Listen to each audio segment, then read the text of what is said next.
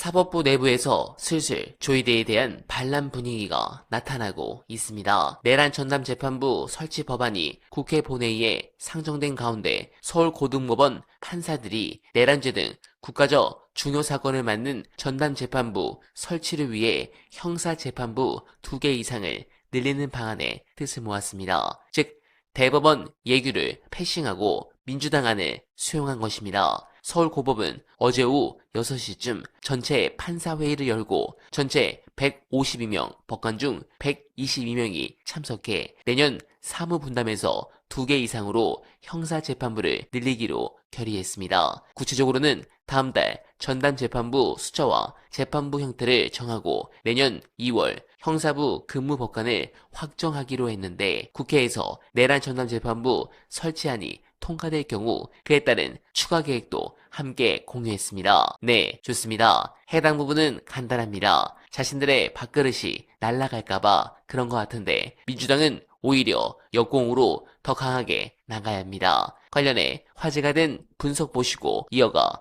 보겠습니다. 노부효인과 대통령이 오찬을 한 이유가 내란 1주년을 생각하면서 지금 하는 거잖아요. 예. 그러면 그 자리에서 대법원장이라는 사람이 할 말은 당시에 사법부는 어떤 생각을 했고 무슨 일을 했는가. 예. 이 계엄이나 내란 상황에서 사법부가 취했어야 될 태도는 뭐고 또 사법부가 그간에 잃었던 이 내란 및 계엄 상황과 관련해서 잃었던 신뢰를 어떻게 회복할 것인가를 국민들께 성찰적인 차원에서 좀 사과도 하고 앞으로 본인들이 얼마나 진심으로 이걸 바꾸고자 하는지를 보여줘도 지금 시원치 않을 판에 본인들의 기득권이 무너지는 상황에 대해서만 걱정하는 얘기를 한 거예요. 예, 그러니까 예. 첫 번째 얘기는 특별재판부 필요 없다. 이 얘기를 한 거잖아요. 예, 예. 내가 알아서 할 거다. 근데 본인 때문에 이게 생기는 일인데 본인이 뭘 잘못했는지에 대한 생각이 없어요. 그러니까 얼마나 이게 메타인지가 안 되는 사람들인지 윤석열 수준에 지금 유치했다고 합법을 하고 있다는 생각이 들고 그 다음에 지금 법사위를 통과한 사법개혁 법안 예. 뭐 이거에 대한 불만을 얘기한 게 되겠죠. 그 예. 핵심은 이제 대법관 숫자 늘리는 거, 법원행정 절차 폐지하는 거 이런 것들이 될 텐데 그 과정에서 우리를 참여시켜 달라라는 말은 뭐냐면 우리가 참가해서 발목을 잡게 해달라 이 말이거든요. 예. 그러면 그 전에 우리 문영배 재판관을 비롯해서 많은 사람들이 법원이 적극적으로 입장을 내라. 그러면서 그런 걸 가지고 토론의 장을 만들어서 참여를 해야지. 가만히 지켜보고 있으면